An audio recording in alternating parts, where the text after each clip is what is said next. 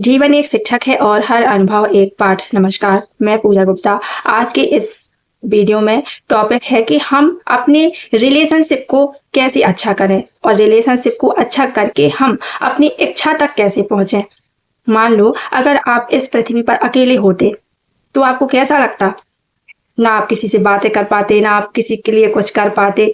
अगर आपने कुछ बनाया, मानो कि आपने कोई पेंटिंग बनाई, रंगोली बनाई, खाना बनाया, घर बनाया और उसे कोई देखने वाला ही ना हो, तो कैसा लगता? अगर दुनिया में कोई होगा ही नहीं, तो हमारी खुशी भी नहीं होगी। इसलिए जब चारों तरफ हमारे आस-पास लोग हैं, तभी हमारे अंदर काम करने की प्रेरणा आती है।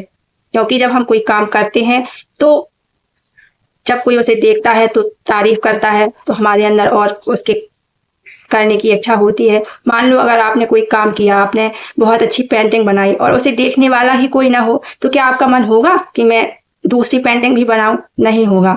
इसलिए हमारे संबंध हमारे लिए बहुत ज़रूरी हैं, हमारे आस-पास लोग होना बहुत ज़रूरी हैं, क्योंकि इसी से हमें काम करने की प्रेरणा मिलती है। अगर हम सोचें कि हम इस दुनिया में क्यों आए हैं, हमारा क्या उद्देश्य है इस दुनिया में आने का, तो जो आपके चारों तरफ लोग हैं, उनके साथ संपर्क में आने से आपके जीवन को उद्देश्य मिलता है, खुशी मिलती है, आपको अपने जीवन का अर्थ समझ में आता है।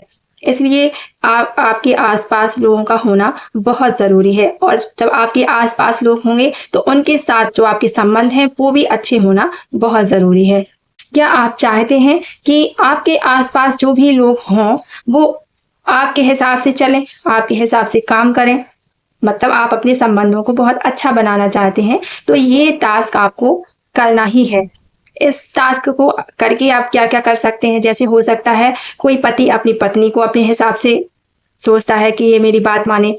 पत्नी पति के लिए, पति पत्नी के लिए चाहती है या कई बार संबंधों में होता है कि संबंध डिवोर्स तक पहुँच जाते हैं, तो इस वाले टास्क से उसको भी सुधारा जा सकता है। कई बार सास-बहू के बीच में अनबन चलती रहती है और बॉस आप अपने पर्सनल और बाहरी लोगों के बीच अगर संबंध को सुधारना चाहते हैं, तो इस टास्क को करना कंपल्सरी है, तभी आपके संबंध बेहतर हो पाएँगे। क्या होता है, हम लोगों की शिकायत करते रहते हैं, चाहे वो कुछ ना कुछ उसमें अच्छाई भी होती है हर इंसान के अंदर और कुछ ना कुछ नेगेटिव पॉइंट्स भी होते हैं। लेकिन हम लोग ज़्यादातर क्या करते हैं, उनके अच्छी चीज़ों को नज़रअंदाज कर देते हैं और जो उसमें खराब है, बस उसी को देखते हैं और उसी को बोलते रहते हैं। तो अगर आप किसी को बदलना चाहते हैं, तो हमें उसकी अच्छाइयों को देखना होगा।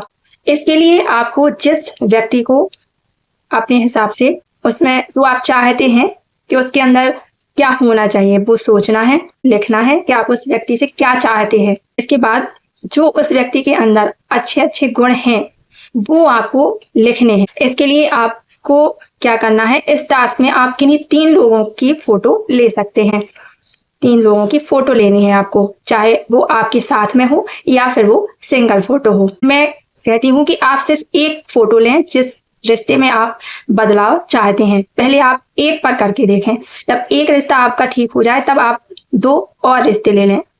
इसके लिए आप कितने भी ले सकते हैं, 3 से ज़्यादा भी ले सकते हैं, लेकिन मैं कहती हूँ कि आप पहले 1 को बदलता हुआ देखें। जब आपके अंदर विश्वास हो जाएगा कि हाँ, ये चीज़ काम करती है, तब आप नेक्स्ट फ़ोटो ले लें।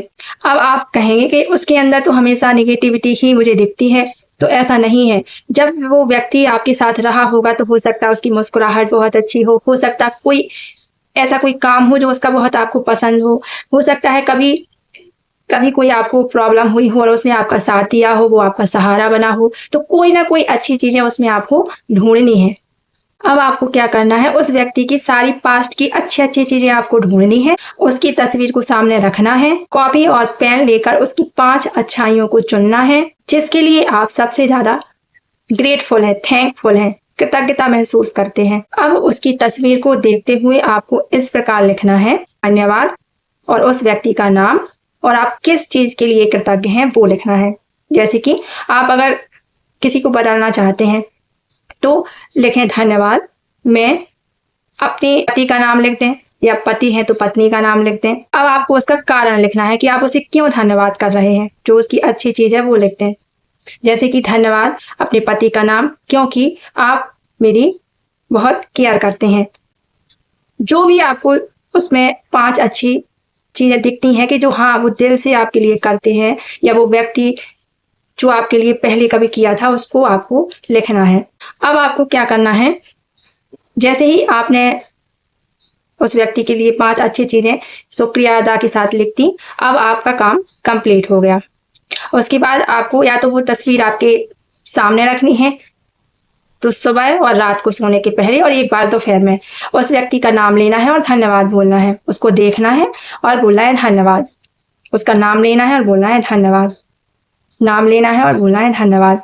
ऐसा आपको सुबह, रात में सोने के पहले और दोपहर में करना है, और 5 मिनट का टाइम बना लेना। आपको 5 अच्छी चीज़ें लिखने में सिर्फ 5 या 10 मिनट ही लगेंगे, तो इस टास्क को करने के लिए आपको अपना 10 मिनट का टाइम देना है। और अगर आप फ़ोटो अपनी सुबह, दोपहर, शाम को उसको नहीं कर पा रहे हैं, तो आप जब भी उस व्यक्ति को याद करते हैं, जब भी उसका चेहरा आपके सामने आता है, तभी तुरंत बोलना है धन्यवाद और उस व्यक्ति का नाम और धन्यवाद।